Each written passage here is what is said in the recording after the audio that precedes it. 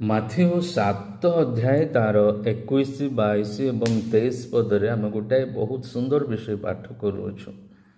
ସେଇଠାରେ ଯୀଶୁଖ୍ରୀଷ୍ଟ କହନ୍ତି, ଅନେକ ମୋତେ ପ୍ରଭୁ ପ୍ରଭୁ ବୋଲି ଡାକିବେ, କିନ୍ତୁ ପ୍ରଭୁ କହନ୍ତି, ମୁଁ କହିବି ତୁମ୍ଭେ କିଏ ମୁଁ ଜାଣେ ନାହିଁ।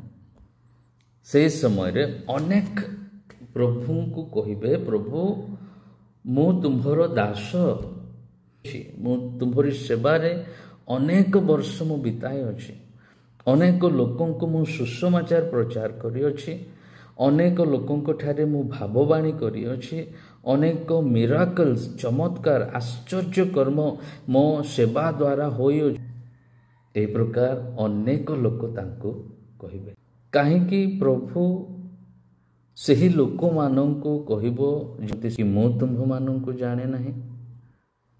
କାହିଁକି? କାରଣ ଦ ମେନ୍ ରିଜନ୍, ଅନେକ ସେବକମାନେ ଯେଉଁମାନେ ସେବା କାର୍ଯ୍ୟ କରୁଅଛନ୍ତି, ବଡ଼ ବଡ଼ ସେବା ଫିଲ୍ଡ ମାନେ ଅଛି, ଆଉ ବଡ଼ ମିନିଷ୍ଟ୍ରି ସେମାନେ ହୋଲ୍ଡ କରୁଅଛନ୍ତି, କିନ୍ତୁ ସେମାନଙ୍କର ଲାଇଫ୍ ଷ୍ଟାଇଲ୍, ସତ କଥା ସେମାନେ ମିନିଷ୍ଟ୍ରି କରୁଅଛନ୍ତି, ସେବା କାର୍ଯ୍ୟ କରୁଅଛନ୍ତି, ସେମାନଙ୍କ ଦ୍ୱାରା ଅନେକ ଆଶ୍ଚର୍ଯ୍ୟକର୍ମ ହେଉଅଛି, ଅନେକ ଲୋକଙ୍କର ଆତ୍ମିକ ଜୀବନର ଲାଭ ହେଉଅଛି, ଦ୍ୟାଟ୍ସ ଟ୍ରୁ।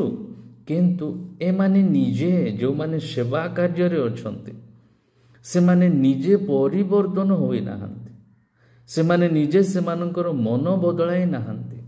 ସେବାରେ ଅଛନ୍ତି ସତ କଥା, ସେମାନେ ଲୋକଙ୍କୁ ପରାମର୍ଶ ଦେଉଅଛନ୍ତି ସତ କଥା, ସେମାନେ ଲୋକଙ୍କ ଆଶ୍ଚର୍ଯ୍ୟକର୍ମ କରୁଅଛନ୍ତି ସତ କଥା, ସେମାନେ ଭାବବାଣୀ କରୁଅଛନ୍ତି, ପ୍ରଫେସାଇ କରୁଅଛନ୍ତି, ହିଲିଂ କରୁଅଛନ୍ତି, ଏଭ୍ରିଥିଂ ଇଜ୍ ଟ୍ରୁ, ସମସ୍ତ ବିଷୟ ସତ କଥା, କିନ୍ତୁ ସେମାନେ ନିଜେ କେବେ ପରିବର୍ତ୍ତନ ହୋଇନାହାନ୍ତି।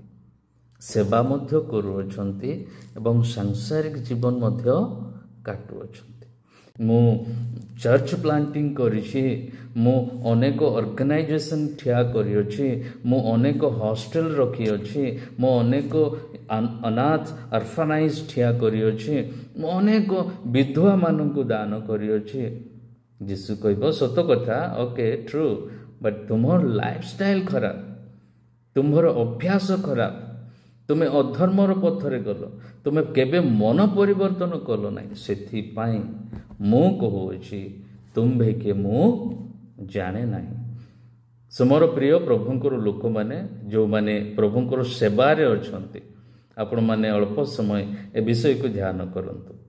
ସେବା ଆପଣମାନେ ଭଲ ଭାବରେ କରୁଥିବେ, ଓକେ, କିନ୍ତୁ ନିଜକୁ ମଧ୍ୟ ଯାଞ୍ଚ କରନ୍ତୁ। ପ୍ରଭୁ ଆପଣମାନଙ୍କୁ ଆମମାନଙ୍କୁ ଏ ସୁନ୍ଦର ସମୟ ସୁଯୋଗ ଦେଇଅଛନ୍ତି, ରିପେଣ୍ଟ, ସେବା ଦେଇଅଛନ୍ତି। ପ୍ରଭୁଙ୍କୁ ଧନ୍ୟବାଦ ଦେବା, ଆଉ ଆମେ ସମସ୍ତେ ପରିବର୍ତ୍ତନ ହେବା। ଆମମାନେ ପ୍ରଭୁଙ୍କ ଠାରେ ପ୍ରାର୍ଥନା କରିବାକୁ ପଡ଼ିବ, ପ୍ରଭୁ ମୋ ଜୀବନ ଦ୍ୱାରା ଏଇ ବଡ଼ ଭୁଲ ହୋଇଯାଇଅଛି।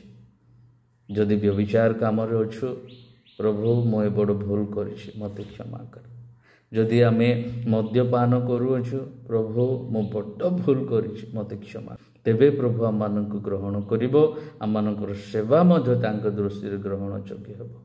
ପ୍ରଭୁ ପ୍ରତ୍ୟେକ ସେବକମାନଙ୍କୁ, ସେବିକାମାନଙ୍କୁ ଆଶୀର୍ବାଦ କରନ୍ତୁ। ଆମେ